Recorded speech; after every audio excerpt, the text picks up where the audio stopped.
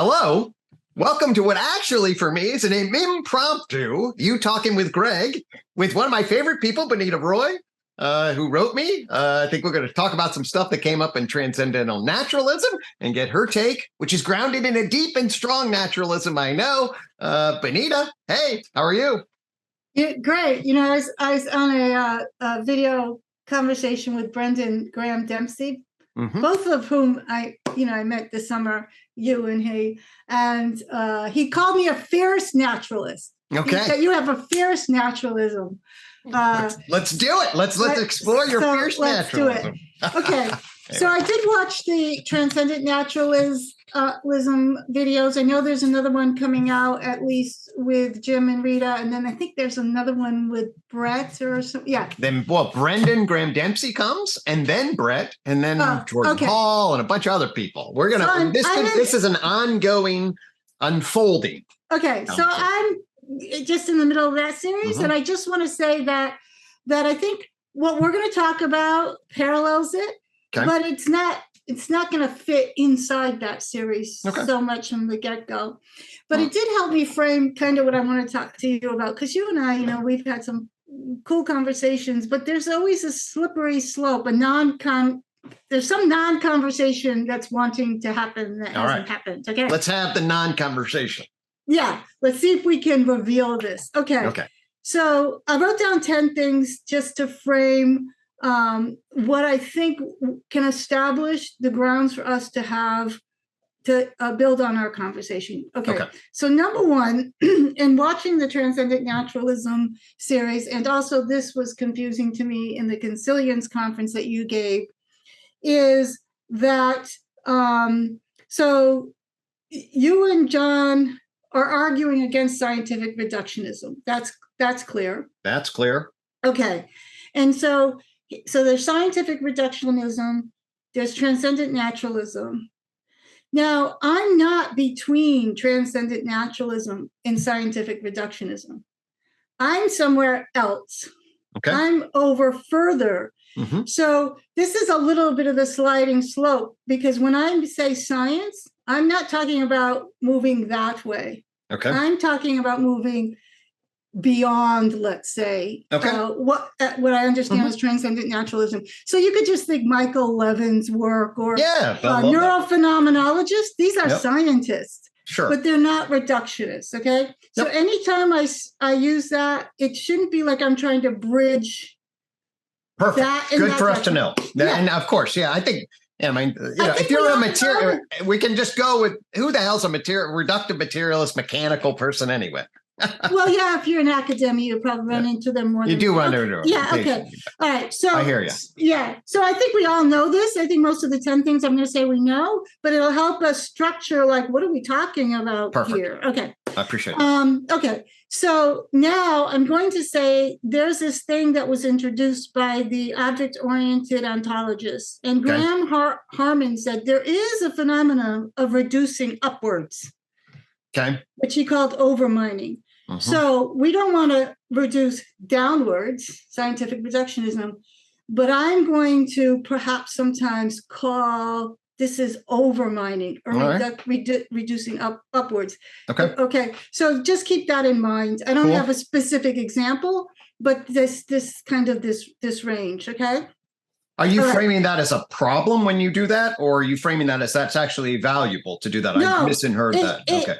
It's the same. It's the same kind of problem. It's just reducing upward. Okay, exactly. Gotcha. Exactly. I understand. Anyways, that's what Graham Harman means by it. That's what I will mean by it if that comes in. Okay. Number 2. Should I be taking notes here? No, you want to know the thing is, I was going to have a conversation with you, and what happens is I sit down at night before something that's important to me like this, and I just set an intention, like I presence you. I don't overthink anything. And I woke up and I had to write these down. Like I call them my elves. Actually, I learned this in college, that most of the work is done by my unconscious mind. Okay. Perfect. Well, I'm glad I was hanging out with your unconscious elves. Exactly. Okay. So number 2, like Wilbur now, I don't mean this as a pejorative. I'm going to mean this as Roy Bhaskar said to Wilbur.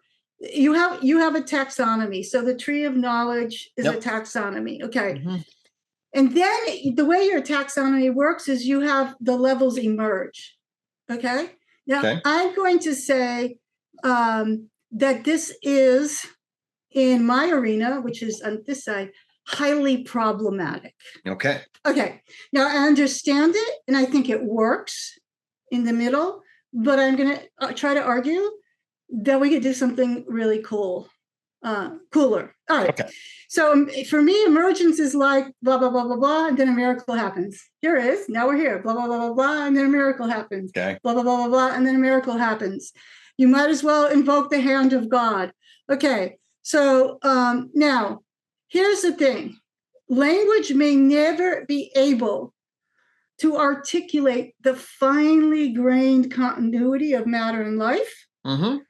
So like we say, is a virus alive or not? Well, this is a language problem, not an ontological problem. So I understand that. But I'm going to argue that we can understand the deep continuity of your stack without appeal to emergence as a transcendental or transcendent phenomenon. In other words, the level does not transcend in the same sense that, and this is when we will figure out what you mean by transcend and what I mean. It might be the same thing. Okay. Right. Obviously, I don't believe in magic. Right. I understand that. Okay. But you can't really explain why the levels emerge. You can only say they're emergent phenomenon. This is Bashbar's. All right, we'll dialogue about this. Yeah, okay. All right, let's go. So I'll set it out, and then we'll have to. Go for it, and then right. So let's. I'll mark that in my head. I think our intuition of how it works is closer than the way we language how it works. So, okay. So, I'm not trying to beat you up. I'm trying to frame this. Bonnie, come on. Can we acknowledge that we like each other and respect each other? And would be the better word. Love would be the better word then. Especially we hung out a cosmoerotic humanism. Exactly. Bodies in space. That's what happens. So there it is. Okay. So we're in good shape. Okay. So actually, to a lesser or greater extent, these are yellow flags that I hear in Transcendent Naturalism, but they may or may not fit. Okay, now there's this thing about evolution for development, which I've been harping on for over 20 years. It was also Wilbur's Achilles heel that he didn't understand the difference between evolution and development. And we need to avoid these mistakes. So, for example, development is stage-like, because you got to be 2 feet tall before you're 3 feet tall. Okay. You have to be able to use abstractions before you can use systems of abstractions. This is almost trivial. It's tautological, right? So stage theory, development is stage-like because of this factor. Okay. And in development, the next higher forms build on the previous higher forms. Okay. This is not true in evolution. Okay. Totally. Okay. Right. We're true. So we know it's not, right. So are you okay with just models a hierarchical complexity, basic structure of stack? If we think about you should listen to my conversation with Brendan. Okay. Well, then I just mean that's obviously an example of sort of competency stacking, right? Exactly. Okay. But it's almost trivial. Okay, fair enough. Yeah. Okay. We're making a simplistic statement about the necessity of that kind of development. But evolution isn't like this. Of course, obviously, evolution can get rid of shit. So your levels can't work like that because your levels are evolutionary. They're not developmental. A human species does not develop from the animal mind. Well, okay. Okay. No, but this is an important point. Yeah, this is important. And it depends on what the reference is. But yeah, okay. Exactly. But what they evolve, they don't develop. I certainly wouldn't say, we evolved from apes. We are apes. Okay. We are organisms. Okay. I'm not. Right. But I mean, we have to just avoid thinking of the levels as developing from each other. You and I actually close to this. Okay. Now you would say, yeah, okay. Yeah, it's not. You see, this is why I don't think your levels are transcendent, because you just said it. I don't think their levels are transcendent. I don't think that's not that we're not applying. It's transcendent naturalism. Naturalism is the extended naturalism that I'm mapping on the levels, and then we're relating to them in a transcendent way potentially, which is basically a mythos for us to collectively activate upon the world. So we could do without the mythos. Okay. Well, anyway. Now, what I do think, and I think we have to be careful that we don't say evolution always creates more complexity. Definitely doesn't. Okay, but I think we might say it has something to do with degrees of freedom, compound selves, and stuff like that. Because sometimes you get more degrees of freedom in something that's less complex. Right. Well, that's an interesting set of relations. Okay, so we'll just park that in. That's in the evolution versus development comment. Okay. Now, one of the things that we have to be careful, and you can correct me if I'm wrong in this, because I'm trying to understand what is the metaphysics underneath your conversation. Okay. And that is, there seems to be an assumption or a fear or a something, resistance, that when you look at, so you have certain causal properties at different levels of the stack.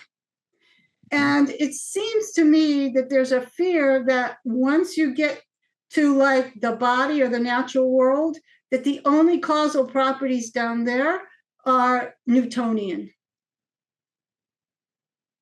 Okay, well, obviously beneath that, they're quantum. So what I'm saying is that no new science of life goes from life to, human life to animal life, like Kagi science or Varela's, neurophenomenology. We make going down. You can. Michael Levin says it this way: I can explain your consciousness through a mechanism, but that doesn't mean I understand the mechanism. It's not reductive. So when we move down and we look at templates as mechanisms, we're not saying that we're not. See, this is the hard part in my work, because I tell people you're just nature. You're just a certain kind of nature, but they're so used to assuming nature obeys the laws of Newtonian physics that's a ridiculous thing to say, that your human body is nature. I mean, physicians don't understand the human body because it doesn't obey the laws of Newtonian physics. Why is the psychologist and the doctor's relationship with the patient matter? Because it's not reductive. And this is something I think we have to be very careful that no new scientists, maybe the old-fashioned ones, think that the move from the human to the animal to the organism means you're becoming more and more causally determined in the way Newtonian is. This is the revolution in science. You don't have to go there. Okay. And so that we have to watch out. So in my work, I call them, each level has different complex potential states. Okay. But they're not, and none of those complex potential states are linear causality in a Newtonian billiard ball world. So we don't have to worry about that. And then we don't have to make such a big leap to the quantum level to say there's degrees of freedom all the way down. So this is an important part that we could talk about it later. Okay. Now I want to give you my definition of science. I think it might be helpful. Okay. Mm-hmm. All right. So my definition of science is that science is a set of protocols to take actions that achieve results predicted by the theory. Okay. So this is Latour's actor network theory. You have to remember that and obviously when you take those actions, so like, for example, here's science. Water boils at 260 degrees. I forget what it boils at. Okay, Fahrenheit. Yes. But if I look closer, sometimes it doesn't. Oh, while water boils with a certain salinity at blah, blah, blah, blah. Oh, but it doesn't. Water boils with a certain salinity at a certain barometric pressure. Right. So the actions that you have to control get larger and larger when you look closer and closer. So by the time you're looking at the Higgs boson, the protocols are larger than the thing, okay? The Large Hadron Collider and whatnot. Yeah. Exactly. Okay. So science is a set of protocols to take actions that achieve results predicted by the theory. End, stop, full stop. That's all science is. It's not reductive, it's not woo. Okay. However, then we make inferences from those actions that achieve results. And this is where we get into trouble, because we can infer that water boils at 260 degrees, and that's an essence of water, okay? And this is where science gets in trouble, because of these inferences. So we infer causal properties and blah, blah, blah, blah, okay? So, yep. All right, I think that's helpful. We may get to it. I will send you these. This is right. I'm trying to take mental notes. No. So you don't have to watch this stupid thing. Okay. So now we're going to look at, that's my definition of science. Now we're going to say, well, we have these two sciences, neurophenomenology, maybe 4E cognitive science. And then we just want to encourage us to think of that science as this same thing, a set of protocols to make actions that achieve results predicted by theory. And for me, I'm just going to throw these words out. This is what we want to talk about. But Varela saw a future where third-person science and first-person science would prove to be what he called dynamically isomorphic. Yep. Or they have structural homology, whether you're looking at the processes of them or the things. And this, I think, is extremely important to achieve on this side of transcendent naturalism. Okay. Lovely. Now I'm going to talk a little bit about some of the things I find in following those tenets. I mean, this sounds like I follow the tenets and then I find this. This is 30 years of work, okay? So like, I just turned it into a little story. Here are the breadcrumbs. Lovely. Okay. Well, at least it's a digestible little story that we're actually articulating. So that's good. End of the breadcrumbs. You too will see what I see. Okay. Okay. So let's start with the animal body. Okay, so you have animal mind and then mind one, right? For humans, is that your no? Animal mind is mind one, right? Animal mindedness, minded animal, and mindedness is and we're at full mind now. There's obviously a massive continuity we can do for jellyfish and sponges, and then we go to planaria worms. But then we do complex active bodies and brains. You get that in Cambrian explosion, and I call that mindedness. So let's just work between the animal mind and the human mind. Perfect. As an example. Okay. Broadly, like the way we conceive of it, casual conversation. And then yes, up and down the stack gets weird. Okay.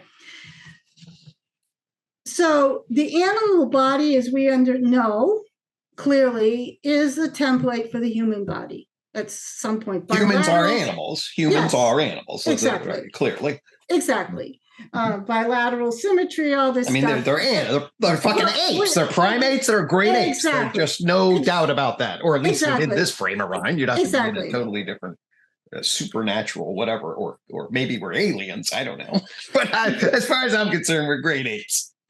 So we were put here as seeds. Well, somebody put here special, No, at least not my frame. We're talking fucking apes. That's a given. Okay. So, but I would not say that the human mind emerges from the animal mind. I would say the animal mind, I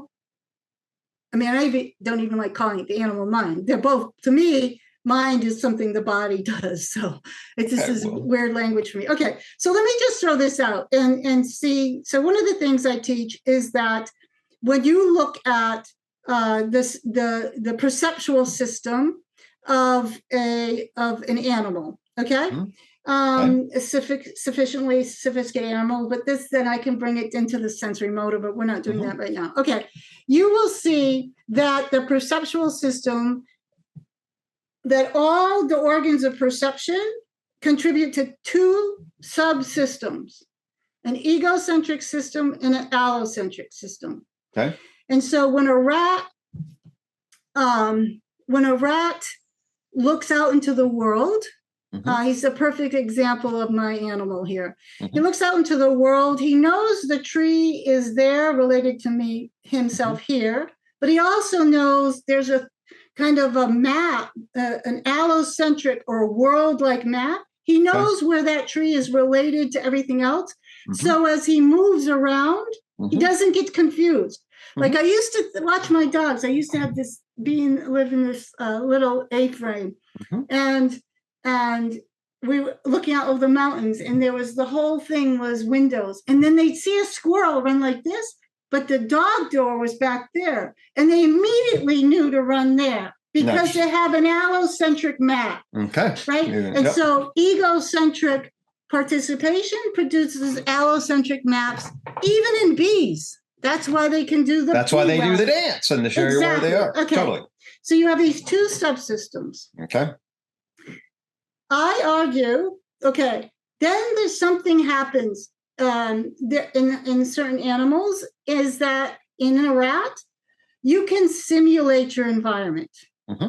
Okay. You can simulate both an egocentric version, so you can dream in first-person perspective, and an allocentric perspective. We also know that rats can dream hypothetical environments. So there's this famous research where this guy was studying rats, training them to run mazes. It was one of these fortunate accidents.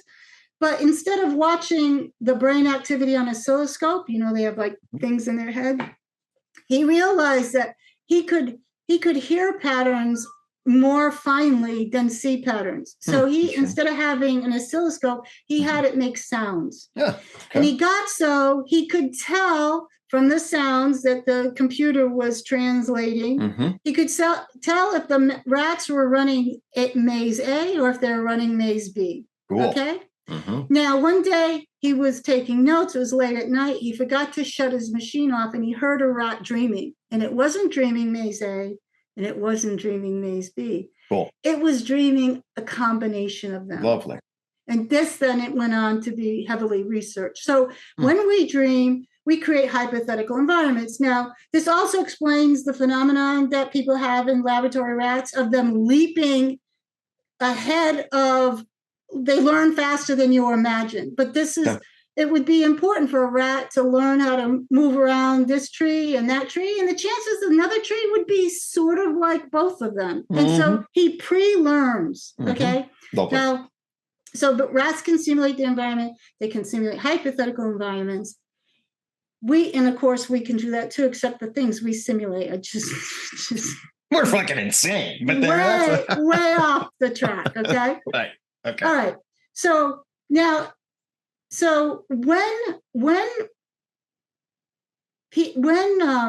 okay, so that's it. When a person is simulating, like if you're simulating thoughts, if you're thinking with thoughts in your head, what you're simulating, that simulation runs through the musculoskeletal body, which is why if you think with thoughts in your head, like I'm thinking, okay, what am I going to do? Or, you can put a thing on your face and it can tell you what you're saying.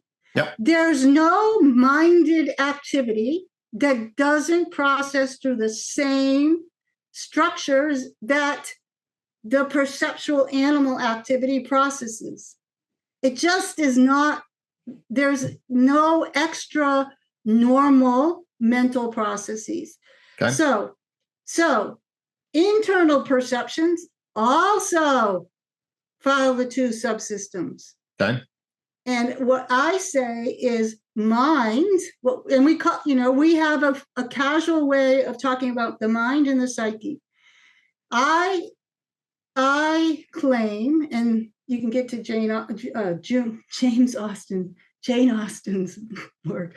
James Austin, he's a neurophenomenologist and a neuroscientist, that in the virtual self, in the simulated environment, which there are two subsets, just like the allocentric and egocentric. And this has been when they do CAT scans and they whatever, they see the activity. Okay. It's not really right brain, left brain. It's caudal to dorsal to caudal and all these things. Okay. So the egocentric pathways produce what we call the psyche, because it references the self, what matters to me. Yep. And the allocentric pathways are the mind. Like, let's simulate, what are we going to do here? That's like your jam board. In fact, if you see your jam, for most people, the jam board's up here. Yep. The psyche's down there. Yep. Okay. And this is because when an animal's in its environment, the egocentric is here, me, mine, my baby, my bone, my bed, my den. So we still look down there to access what's close and egocentric. Yep. Okay. So what I'm getting at is this is not a story of emergence. This is a story of deep continuity. I don't have to have any leaps of faith. I can show, parcelate all the templates in and out of, up to this point anyways. We haven't gotten very far, but up to this point. So let's take on language. All right. In the same way. Okay. So, so a lot of my work is teaching people to be able to discern egocentric and allocentric processes internally by using cues of moving in the environment through the perceptual system. Because you could, so this is what I call, So, okay. So what is the nature of language? Oh, let's get to the next one. I'll just drop it here. Okay. So there is a kind of simulation we do. We simulate hypothetical environments. It gets much more complex. But there is a simulation that humans do that apparently no other animals do. We don't know for sure. No, of course. But we simulate ourselves. Okay. Okay. We'll just put that there. We'll get back to it. Okay. So we can see, all right. So let me get to language. What is language? Language is inherently something that maps onto something else. Okay. We don't have to get into the semiotic triangle. It's too complex for me. I'm going to be simple. Okay. So if I point at the bottle, that's communication. That's a kind of language, right? Just it's a way of communicating. Okay. So there's this book by Alan Noe. It says gestures. Many people, new science, gestures are language. Gesturing, gestures are language. Let's just not beat up whether you want to call it language or not. Okay, and so then that's one thing. Okay, then we get where the ape doesn't have to beat up the other ape. He can just make a gesture and it tells him, no, I don't have to run all the way over there to beat up on you and then beat up on this one because you both want to fuck my girl. I can just gesture, okay? Yep. And then soon these gestures have sounds, So now when you're hiding around the tree, I can make the sound. All right. And so what these things do is they increase the geosocial space of the communication. So I can take the text, the Torah, go all around the world with it, and et cetera. Okay. Now, why are animals able to map a gesture or a sound onto something? These are all different types of mappings. Well, it turns out it's because our perceptual system works with cross-modal synesthesia, right? So when you hear something, your ears are trying to, it's not, right, exactly. Now, it turns out that the perceptual wiring in the humans is all crossed. We don't have more wires. We have more crosses. Okay. And so we can say something like, oh, the air is sharp today. And Air is one thing, sharp is another. And so this is called cross-modal synesthesia. It happens in our imagination because our perceptual systems like this. This is one of the consequences of this is we become very, very innovative tool users, because I can see that log is like my arm. Boom, boom, boom. Right. I can see that this is like that, and this is like that. And all works of scientific innovation has been the power to see that something is like something else, or an instance of something else, in a way that's never been seen before. Okay. This, I would argue, is signature human and so does Harry Hunt. Cross-modal synesthesia. All right. All right. And so then we get into Lakoff and Johnson that shows that cross-modal language, human language, is metaphoric. Yep. The fact that we can make so many metaphors is because we're able to have cross-modal synesthesia. This is the foundation of human ingenuity. That's one argument. I don't think it conflicts with what you're saying. I'm saying that it can really be. That's certainly a reasonable. Well, I mean, I'd have to qualify it in some ways, but yes, that's a very important. There's nothing you're saying I'm disagreeing with. Right. I'm just saying we might not have to have these taxonomy emergence, like Roy Bhaskar would say. I know we could have the glue all the way through poured there. Okay, so all right, now I'm feeling the glue, Bonnie. Okay, we can feel glue. And we can feel attachment. We can feel the glue. Okay. Number 8. So that was a little, okay, I only have 2 more in the notice. Okay. Number 8 is, this one's a big one. And we have to make the distinction. This comes more from Eastern influences. But we have to make the distinction between the nature of mind and the kind of mind we have. Okay. So for example, I would argue it is not the nature of mind to think with thoughts. That's the kind of mind we happen to have. Okay. I would argue that the justification system is not the nature of mind. It's not the ontological ladder. It happens to be the kind of mind we have. And this is where I drew that arc. I'm like, these ways of simulating reality, I think, are ontological, real levels. But what in the fact that language gets so it can,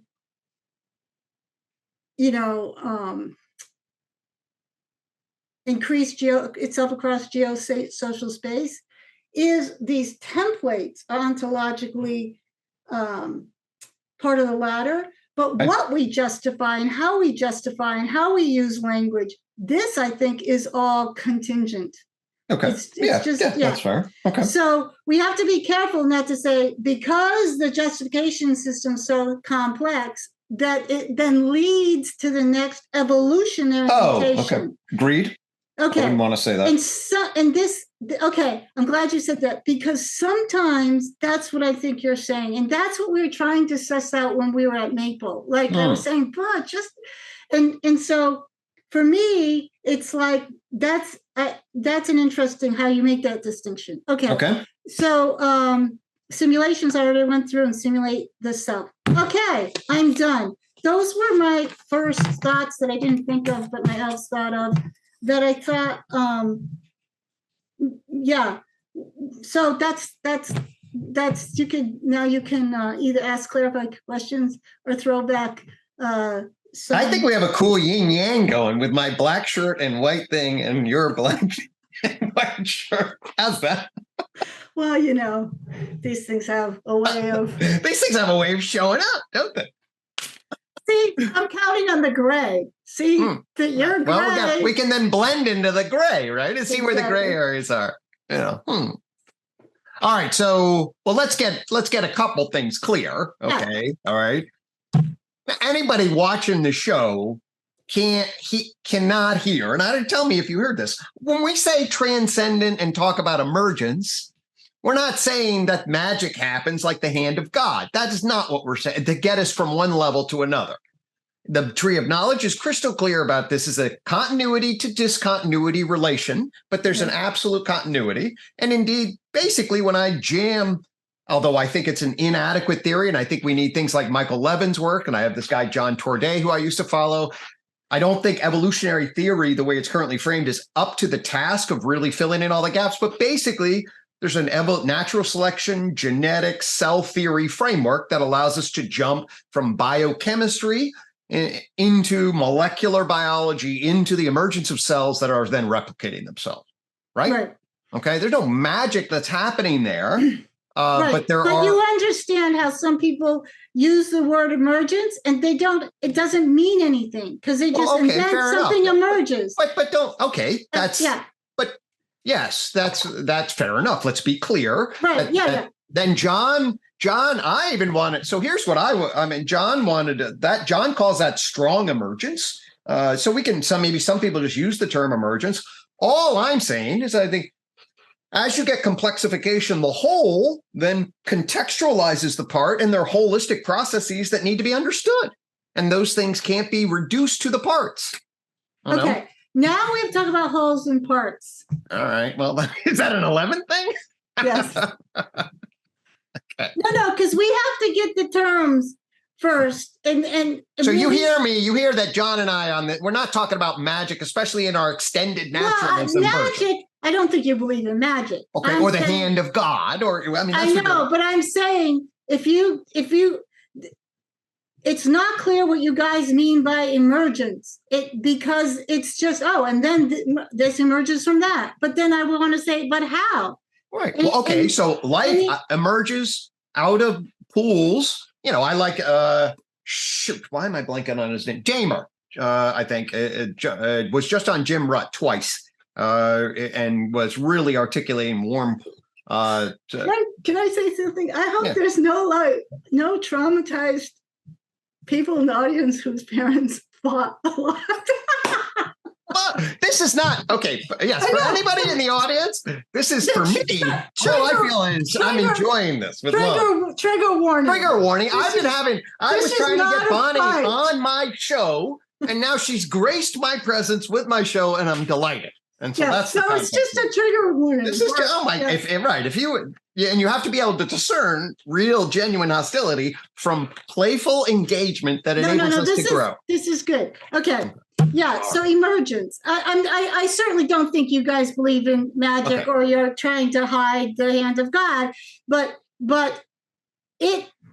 Yeah, go ahead, Shai. You were saying the. Well, I'm saying, and we delineate. I basically say, hey, at the very least, you need natural selection, some kind of genetic information transmission, and some type of physiological cellular theory to come together to explain how you get from biochemical parts into fully functioning cells. And there's a historical developmental process that gave rise to the emergence of a complex adaptive system called a cell.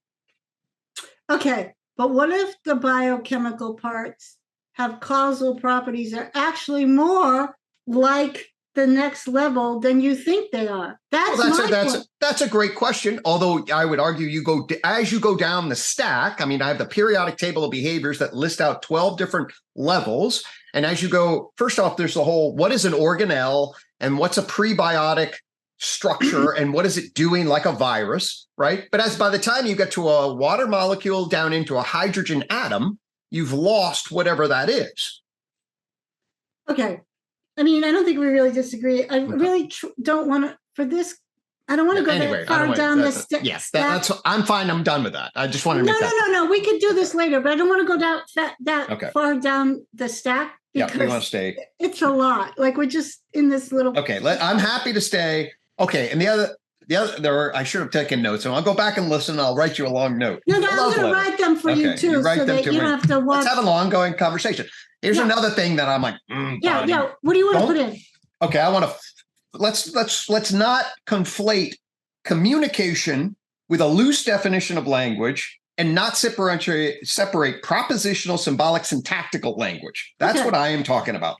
propositional, symbolic, syntactical language, which is aka human language, and what it makes it very different from the communication processes of the rest of the animal kingdom. Okay. Fair? I mean, that is a. I think there's wiggle room. Okay, well, maybe let's talk. And what I mean is that humans tipped into their symbolic tagging. Other animals have this. Give me a very simple propositional statement. There are the antelope. That's my go-to. Okay, I would argue that prairie dogs can say that. And actually, you can look at the research on prairie dog language. They can say, there is the man who wears the red shirt. He's bad. So they have a propositional language. All right. Well, that's a debatable point. Can they ask questions about how do you know? Are you sure about that? Can they ask questions back and forth? But I'm saying the word propositional is too coarse-grained. It's yet again a big jump because you can find it. Now you can say, this is what I'm trying to do. I'm trying to ooze the glue into and I am saying this is my theory, this is the framework, and this is the core insight that starts UTOK to the extent that it's an insight, and that is there is a really important tipping point from antelope bear, which is like what other which would be in a shared very multimodal hominid structure. Okay, so that I would see like in Tomasello's work that allows us to bind our minds together and shared attention in a different sort of primate way, perhaps. I don't know what you think of his work, but anyway. So 1 million years ago, hominids capable of doing a lot 500,000 years ago. Symbolic tagging is emerging with a lot of fluidity. And then symbolic, syntactical, propositional speech, that's what I'm claiming to be a different kind of animal. And that's generative because it gives rise to the question-answer dynamic and the problem of justification, and that explodes. Which is exactly what we're doing here, trying to figure out what's justified. That was a low blow. That was a high blow. That was a low blow. You're That's a kick into the balls. I'm just going to let that pass because that's coming later. But we already know that the template of being a propositional statement is already in the lower animals. Now we have to ask it, what is it that makes the kinds of propositional statements people make different? That's an interesting question. I'm just going to put a question mark there. I don't want to give you all the answers in the first hour. Okay, well, this is a great, Right. I mean, obviously there's something we do different than prairie dogs, but it's not just that word. Okay.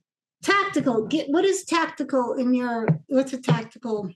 Symbolic, syntactical, syntax. Oh, syntax. So symbolic, in other words, Chomsky's essentially language acquisition device, although he over-essentializes it, but basically is that placing... one word? Hold on, symbolic, syntactical, is that one category? It's a dash. Well, symbolic happens first, like you can engage in symbolic tagging, and then we get a language acquisition device that puts it in a grammatical framing that enables propositions and question-answer dynamics. That's the claim.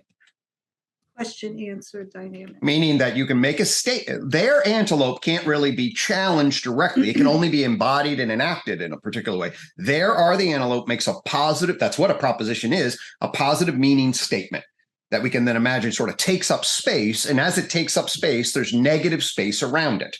Like, no, that's not true. And my argument is that the proposition then gives rise to the question, which plugs into it and opens up the counterfactual possibilities. As you open up the counterfactual possibilities, you create a dynamic tension, which I call the problem of justification. The problem of justification then fills that in, and we humans build justification systems, and it is that kind of process that makes us very different. Yeah, and I think it's problematic. Okay. So fair enough. But that's the claim. And then we can see whether it's bullshit. All right. It's not justifiable. So we're gonna have to talk about language at some point. That may be a thing where we have to just talk about that. I mean, I have a lot to say, but yeah. All right. So those are at least two things that where I really want to I'm precise about at least what I mean about human language relative to communication in general. Clearly other animals communicate, obviously.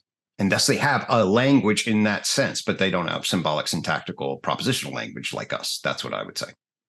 Yeah, so it's a kind of propositional language that's symbolic, syntactical versus I was taking them as 3 bullets and no, it's a network, and then the argument is that the network creates a totally different complex adaptive space, very similar to the way animals getting up with complex active bodies and moving around created a whole different niche. Oh, yeah, because language maps onto the place cells, and it's an exaptation of the place cells. This is why, this is why word clouds are real. You have this little place where these things live, and you have the archetypal bird there, and then some, over here you have the platypus, and it's kind of there in the bird, and there are rooms, you can right. And that multimodal connection, that empathy theory of mind connection, that was all the cognitive machinery that affords us these capacities, I think, to explore counterfactual spaces potentially. And really, anyway. Yeah. Okay. So where do you want to go? I could come back to some of what do you? Yeah, let's go.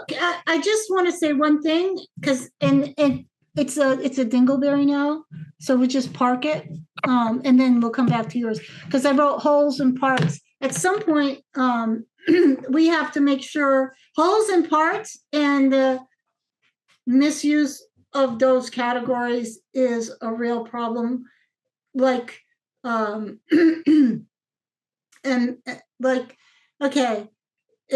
you know, I'm just going to park this instead of not saying it. I'll just not say it. Go ahead. The other thing that I definitely need to say is science. I'm very clear about they're different. Always they're different references in our terms. Okay. There's the epistemological / methodological meaning of science. And I think that's what you're giving. That's what I would call that. Okay. And you have a nice little, there'd be different, is there really a method? Is there really epistemology? Your sentence, that's really tight. That's cool. That's what I would say would be the epistemological, methodological meaning of science. Right. And then scientific reductionism is inferred. Well, then there's the ontological scientific worldview. Okay. The ontology of science as a worldview. And that's what reductive mechanical materialism. It's the emergence of induction. Yeah, but that's not fair because not all science has that worldview. Of course. No, I agree with that. I don't say that science, if I write in my book and try to be clear, and if I'm not, obviously you're making shortcuts. The context of language, our mapping of self in relation to the world defines the terms. Sometimes I'm talking about methods and sometimes I'm talking about the worldview that emerged. Now, when John and I are doing emerged with a D, right? Yeah, emerged with a D. Okay. When we talk about the modernity in Western European American civilization, modernity arising out of the traditional and the modern science, what I call men's knowledge, modern empirical natural science, relative to Christianity, you can certainly argue that the large ontological worldview is, everything reduces to a mechanical matter view. Especially pre-modern physics, there's a mechanical materialism that becomes a dominant worldview that kills God and basically causes us to be not bodies. So I want to simplify that. Okay. I'm all into simplify. Okay. That was my frat. Simplify. Okay. All of that, I think, can be reducible to Newtonian causality. When someone adopts Newtonian causality, it becomes exactly what you said, a worldview that is reductive. So, and my point is that there's a lot of different types of causality in the scientific literature, a lot of it in the philosophy of science and a lot in philosophy that is being useful to, and you could even say emergence is one. Emergence is not Newtonian causality. So I think I think we can hang our hat on when the inference is that the causal properties are linear billiard ball causality.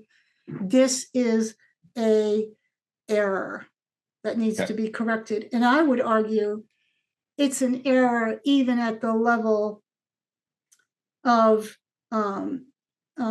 even at some levels that a lot of people will critique Newtonian causality, but then at some level they accept it. And I'm saying it's not acceptable at any level as an ontology. It's acceptable as a shorthand. Is it acceptable for billiard balls and planets? In plants? No. Planets, not plants. Planets and billiard balls. No. And this is what Michael Levin says. We're comfortable with things that are at our scale, move at a certain rate, and things that are too small, too slow, too large, or too fast. We don't we put them in there. We put them in these other categories. So we don't think a mountain. We think these things. We're more prone to think these things don't have any kind of agental aspect. They don't emanate any agency. I would argue that this is a fallacy all the way up and all the way down, and that is what is okay. So I'm sorry. So would you would say potentially a mountain would have agency? I would. It depends what we mean by agency. So let me. I think that all forms are self-animated. So Newton said, that objects in motion stay in motion unless a force is acted on them, and objects at rest stay at rest unless a force actions operates on them. And this happens to be not true. Einstein proved that gravity is not a force that draws things together. Gravity is what mass does. That's its agency. And this whole talk of things and forces that move them is a linguistic convention that leads to false inferences. So, for example, when I was a kid and I learned science, and I looked at the science, learned about electricity, and I look at the diagram, and you see a piece of iron, and a copper wire rolled on it, and then there's a grounded to something here, and there's a light bulb here, and the light goes up, and the teacher said that's because the electricity is going through it, and I'm like, where'd the electricity come from? I see a magnet, and a copper wire, and a glass. Electricity is a linguistic convention. It's not a force that's operating this. It's a great video by Veracity. Saw that. Yeah. And so this is a deeply constraining and fallacious metaphysical model we have about objects and forces. And this is the problem. Okay. So that's another move that I think we have to make. All right, that's an interesting move. Yeah. And I am not committed to that, but there's things that I can learn in this. I'm not operating from this is a deep conversation I'd like to have. But you can see it helps you with your continuity because you're willing to give quantum level a lot more freedom. And so you're kind of like inconsistent in this middle realm. And this I think is like shows that you're right. But right. Do you know what I'm saying? This is why it's too weird that there's like quantum freedom and then all this stuff is determined. And so what I'm saying, of course, it's different sliding up and down, but this helps us understand, well, then we don't have to jump. This is a weird thing that scientists have, right? Like, so that's also something important that is part of the soup. I'm just talking about the kinds of soups that I swim in that are, well, yes. I mean, for me, there's matter object view that's exemplified by Newton as a particular kind of mechanical worldview. And then we have an energy information. That's the shorthand that I use for that is revealed underneath. And then this is an energy information field. Those are actually the core metaphysical concepts that UTOK uses to frame the world. Yeah, that's very similar to complex potential states. Okay. Right. So, but yeah, I'm kind of, I don't have anything else to say. So you go for a while. Okay. I mean, that the nature, the model that I have for those kinds of things would be interesting. Absolutely. Because I see it as, would you say that the matter space-time world emerged out of, Big Bang or whatever? Would you use that term? Emerged out of? You wouldn't? No. Okay. I would not say the tree emerged out of the seed. Okay. So now what we have to look at is exactly this wholes and parts and priors and posteriors. Okay. So there's, again, a lot of is just noticing the mental, okay, here's a very simple one. I'm going to sidestep this and then we'll go to the what you just asked. It's like, I'll ask my students, are we in nature the way candy's in a box? And everyone will say, no, of course not. But then I say, but then how are we in nature? And so what happens is when people then start to talk, they realize that the questions they can ask, the possibilities they can imagine are constrained because very subtly we think we're in nature the way candy's in a box. So there are several mental models that are constrained by this funny language that we're not so stupid, we would say the same way candy's in a box, but they subtly over-determine what we can imagine in science and these rigorous philosophies and metapsychologies like you're doing. And here's one of them. Whole and parts is also a big one. So, and this is a simplification of process philosophy, but it's very sophisticated process philosophy. Okay, so the seed is the whole from which the tree comes from. Okay. And it's also the part that the tree makes. We need different words because when we're talking wholes and parts, we have either the same word for two different things, or it's the same thing needing a different context. When does a whole become a part? And whole part unfoldment. So I would say the universe unfolds from a prior potential. Okay. That was all potential and no actual. Okay. And are you using Bhaskara's sense of potential, actual, empirical? No, this is pure Whitehead. Okay. Whitehead says the problem with these models is they only count actuals and not potentials. Okay. So now we have this interesting series of questions.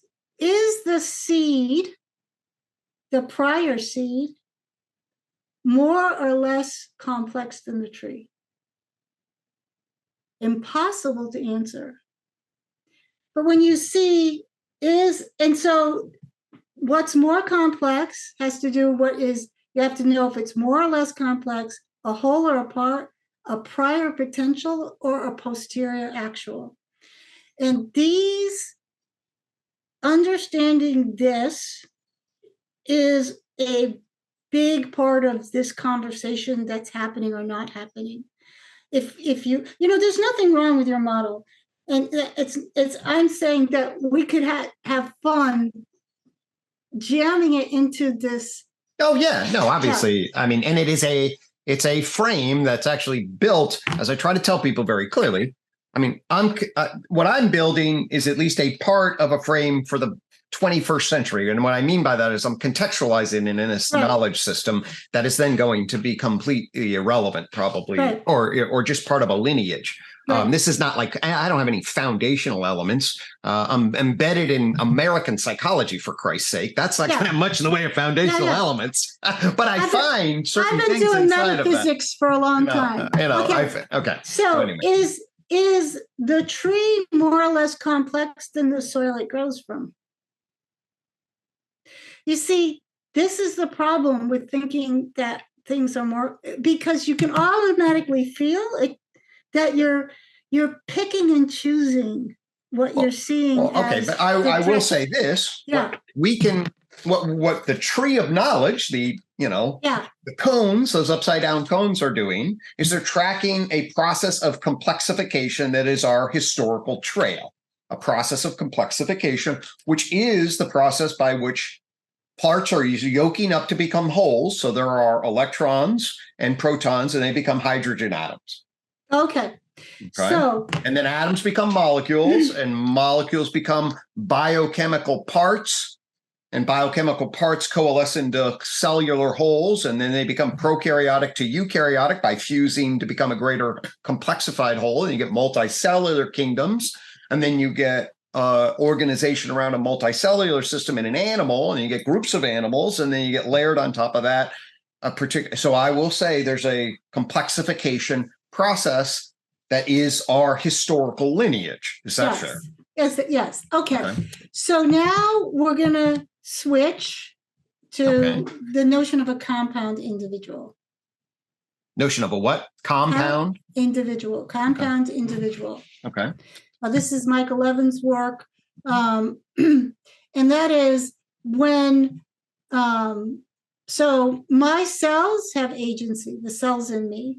Sure. There's more non-human cells in a human body, if you don't count the blood cells, than there are human cells. Your gut biome and all it's almost like I heard some estimates of 10 to 1.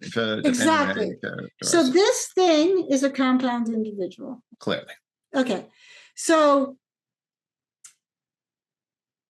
now what's really interesting is that there's degrees of freedom and constraints on both sides. I can't tell the ribosomes how to do what they do. It's impossible for me to do. If you figure that out, shoot us a note. Nobody knows how that happens. Mm-hmm. And the cells. So here's some more grammar that's a little bit helpful. So my interior is the habitat for many cells, right? So if my sugar spikes, all the cells in my interior, maybe not all of them, maybe not the bacteria, but anyways, they suffer. Only the pancreas can do. There's a whole climate inside of Bonnita's gut. And if I look at that from a certain perspective, I would say that's pond life. Looks like nature to me. Yeah. Sure. Okay. And so nature's out there and nature's in here. Okay. So when I am doing, I'm the square root of 8. When I'm doing math in my head, my brain is not doing math. If I go in and look, it looks like pond life, right? Okay. So one of the things we can talk about is, this is all getting to reframing complexification.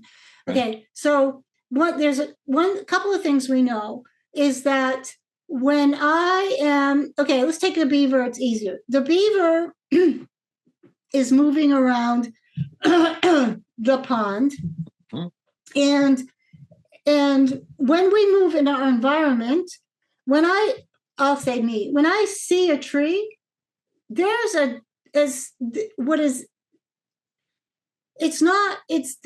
tree, the light coming off the tree, the perceptual array, the photons, it immediately changes my interior habitat.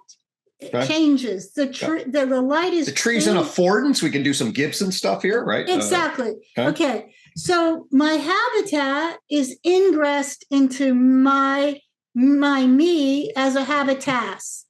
Okay. And that is the habitat for the submembers. Okay. Okay. So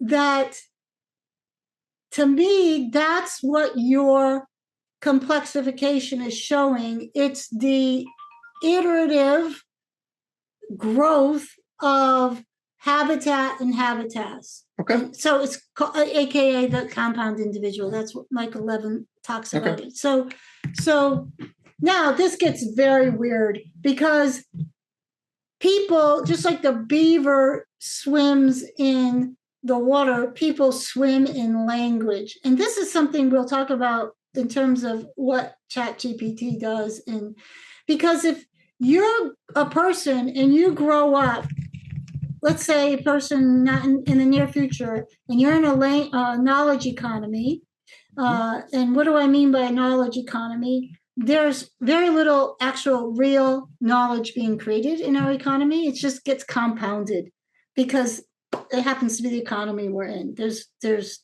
nothing much new under the sun. If I'm on the computer all the time and I'm swimming in language, then the only thing that's going to be ingressed into me is language, and very little of the real habitat. Agreed. And this is what I would say is what creates iteratively, and then people just swim in a justification system. They simulate themselves in the justification system. So it produces a subjectivity. My whole habitat is not able to perceive the real world. Okay. And this is Brilliant. So this is one of those problems that I think is why you can't solve the reality problem through language, because it's not because the propositions, it's because what actually is creating the subjectivity is the habitat that the organism is swimming in.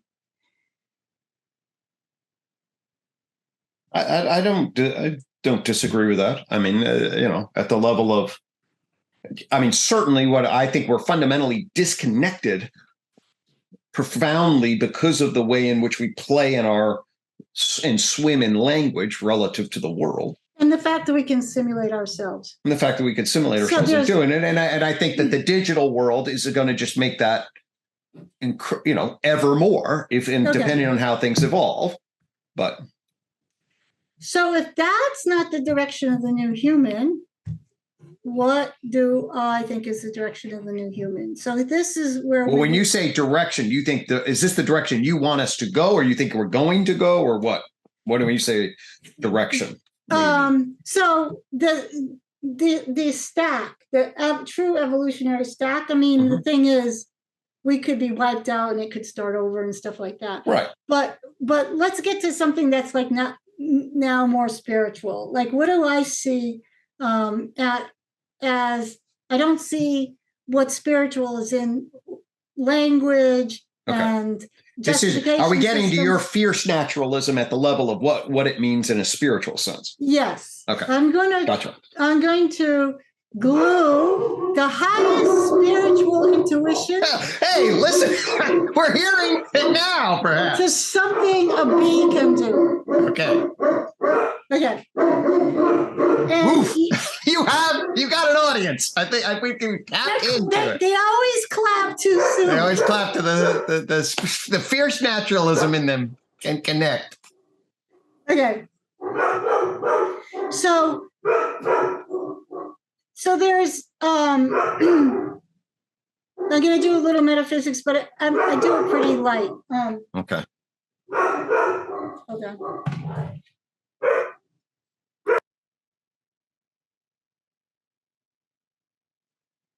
Okay.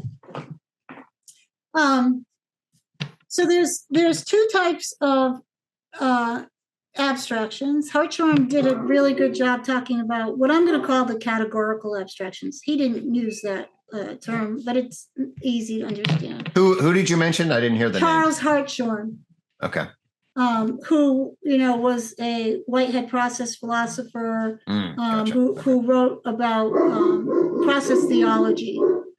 But he did a lot of metaphysics that was implicit in Whitehead's work, but he did it in a way that's much more understandable, although difficult to understand. Okay, good. So he says there's two types of abstractions. Oh, no, I say there's two types. So he's talking about categorical abstractions. And a categorical abstraction is like the word red. Okay? I can see red pants and red crayons and a red book, but there is no such thing as red. It's always, red has to be instantiated. So we abstract from all the instances of redness a thing called red. It's a categorical abstraction. Okay. All right. It's basically related to set theory, right? Okay. All right. I'm following that then. Yeah. So those are categorical abstractions. And but the thing about categorical abstractions is you literally can really just see instances of them. I can just see red. I mean, it's just my animal perceptual system, right? That's how I see them, and then I abstract them. So one of the things Hartshorne and Whitehead cautions against is that it's called misplaced concreteness when we think there is such a thing as red. And I would argue this is a problem in a much spirituality that comes from our ability to think with thoughts. I'm going to get to the second type of abstraction. Okay. And so, for example, before Plato, we had these allegories and these myths, and they were very chaotic. Like the hero also raped his daughter and then was a villain, but sometimes was a joker. And then some, so these figures were very chaotic. And then Socrates comes along and says, well, we don't know any people who are just heroic. This person's heroic and he's an asshole. And this person's an asshole, but he feeds the poor. So let's try to define the qualities themselves. Okay. Courage, virtue, heroism. Okay. This is misplaced concreteness because there is no virtue like there is no red. There's only instantiations of it. Okay. And Whitehead would argue that all of philosophy is just a footnote to Plato because of this problem, misplaced concreteness. Okay. So, in my opinion, any spirituality that makes this problem is off the beaten track. Okay. However, there's a kind of abstraction that's on the beaten track, and I call them pure abstractions. Is this a third, or you say this is a different, or there's categorical abstraction, and then there's pure abstraction. Pure. Okay. Sorry. Yeah. Okay. Yeah. Now, it'll turn out that this sounds very close to the Pythagoreans. Okay. And there is a reason. I'm not able to explain it well. But if that comes up in your mind, then we're on the right scent. Okay. So categorical abstractions, there's a lot of spirituality, a lot of theology that is in that arena. I would say that's in the wrong direction. And there's these strong critiques of Hartshorne. Okay. Pure abstractions, I'm going to give a very simple example. All right. Okay.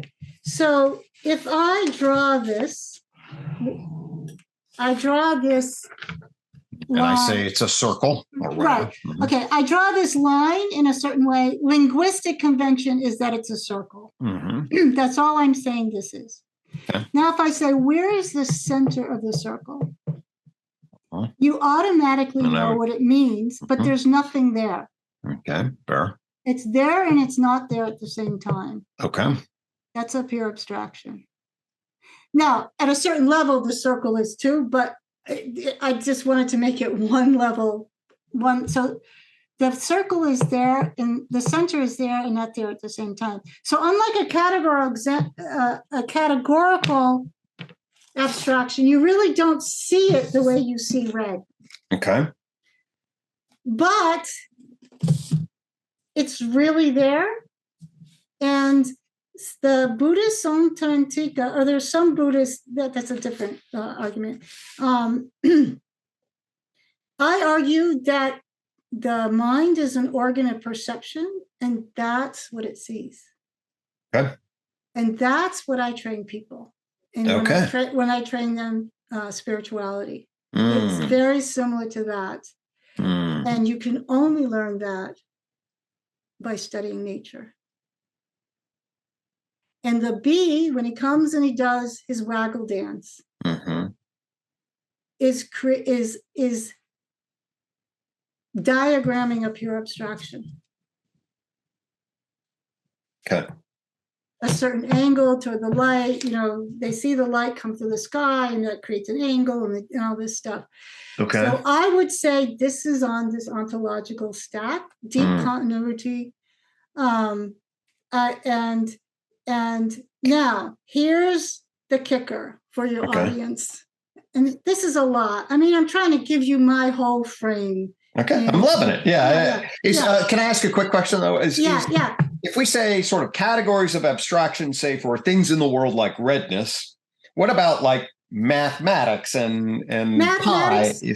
They're pure abstractions. They're more pure on the end, right? Okay, gotcha. Exactly. Okay. All right, I'll send you a link to my course on pure abstractions. It has all these cool new videos that show like what Euler's equation really is doing. Is as if these things are really moving in. Of course, this is after the way that a mathematician can see what Euler's equation really means. I can't. They're not doing computation. They see the way we saw the center of the circle. You and I can see the center of the circle. Right. All right. Okay. This is it. Let's talk about this because this iQuad coin. Yes. Okay. Extends from category into pure abstraction. I'll explain it to you at some point. Yes, okay? I would say the iQuad coin, I'm after pure abstraction. Why is it 1? Why does it equal I to the 4th? And actually, it connects directly to the Euler identity and the Euler formula, believe it or not. Yeah. Okay. So right. Okay. That gets me excited inside. This is not. I'm yin-yanging this. Yeah. No, this is good. So It's not propositional. It's not. So now we have ways to really, and I love it that I can tell. I call them biomarkers. You know whether you're imagining, remembering, categorically abstracting, or it's something else. We just know it's something else. Okay. That's very exciting to me, Bonnie. Okay. That my body feels that. Yeah. So that's where I think the future future is. It's a guess, of course. All right. Now, one last thing. Can I say I'm having a transcendent experience as I metabolize that? It is. It's transcendent, but it's very natural because it's this simple. Okay. It's this simple, and it doesn't rest on categorical abstractions. That's a big caveat. Okay. So categorical abstractions are useful, but when you take them for real and then we manipulate them relative to each other, because we can do cross-modal synthesis, we create propositional systems that are not real, and they don't lead to the real. The real is a participation with the world through an act of perception. At the highest end, the organ of perception is the mind. This kind of mind, not that kind of mind. Perfect. Now, I can track that with a high degree of resonance. Yeah. Okay. There's many, many, many pure abstractions that children do, but it's so instinctually part of our development, they don't even feel, they don't give you that same hit. Okay. Right? Okay. So I can go into that in terms of Gottnick's work and stuff, but I won't. Okay. Now, all right. So here's the thing. Here's this intuition.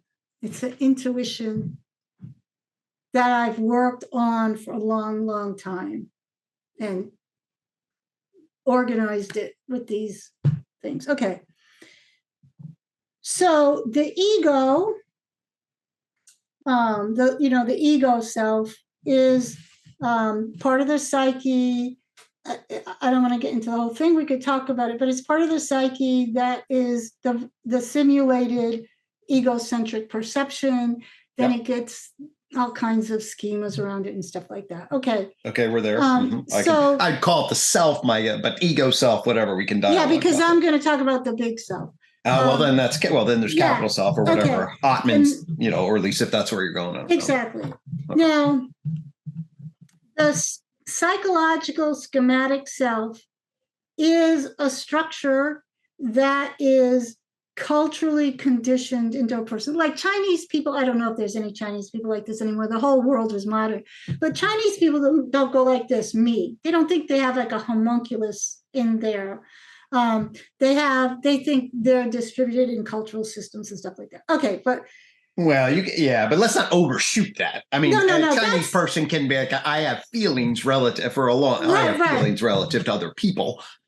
So, exactly. Okay, but so there are a set of assumptions that Westerners and that are deep-seated worldview superstructures that are quite different. Correct. And that frames Let's just say that's all exapted from the egocentric perceptual system. Okay. Now, there is a sense in which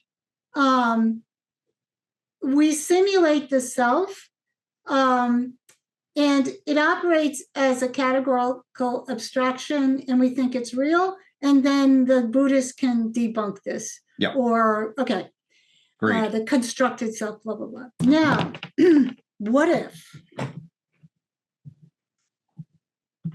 if the self is not a projection of that? What if it's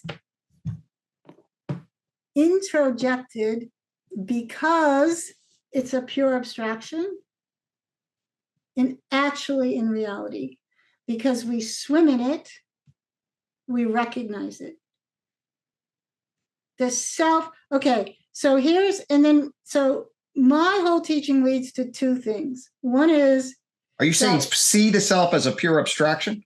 Is that what I'm hearing? Okay. We recognize the self, like a pure abstraction is there and not there at the same time. Oh, got it. It's there because it's really in the world. It's a pure abstraction. And I would say the real self is like that. Okay. I say two things.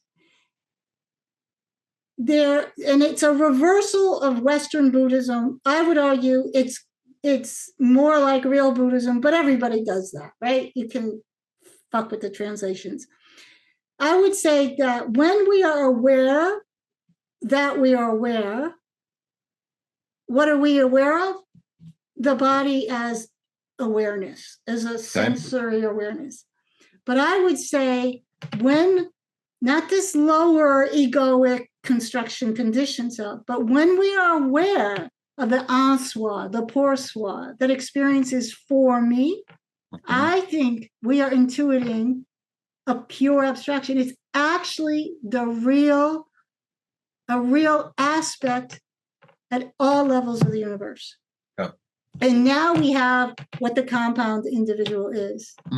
It's the self is a transducer of multiple incoming potential states, transduced to multiple new outgoing potential states. And that is a pure abstraction. And that's what the self is. And that's what I teach. Bam. Oh my God. All right.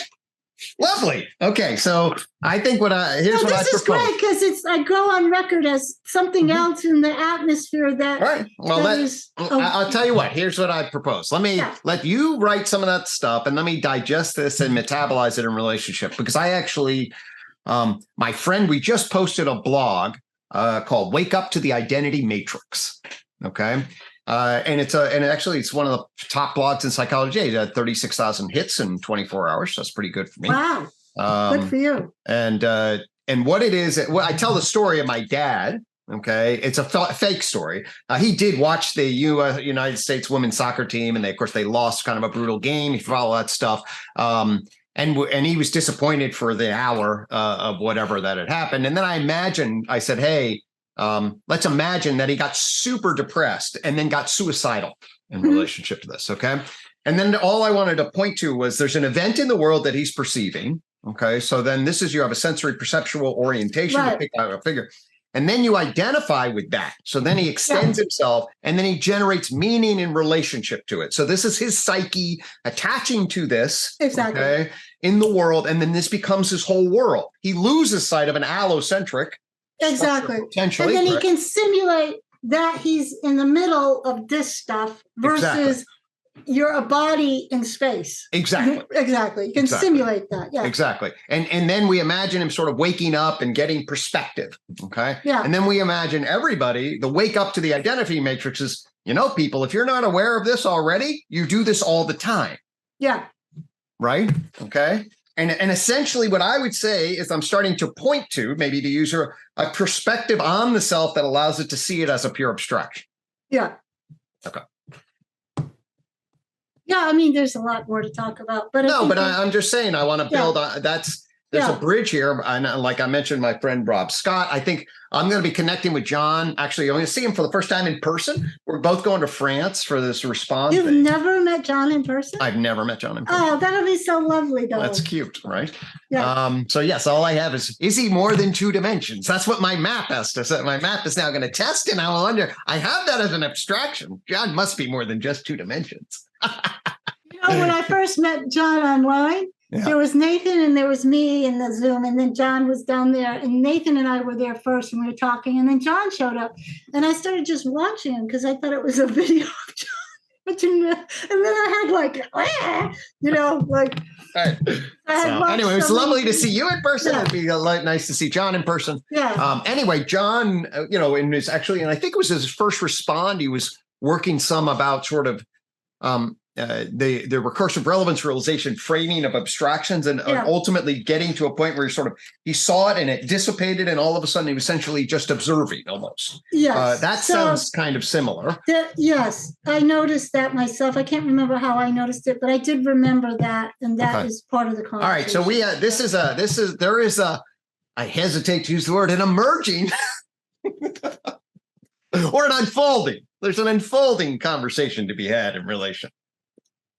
All right. Right. It's a new potential state. There's a new potential state there's a yin and yang possibility here, I think, between our systems, Bonnie.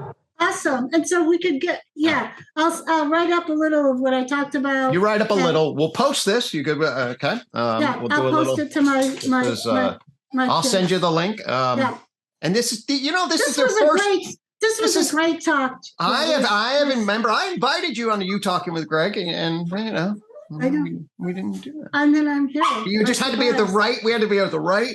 Well, for me, meeting you makes a big difference. It just did. So. Okay. All right. Well, this is lovely. Thank you so much, and super exciting. Bye. All right. Take care.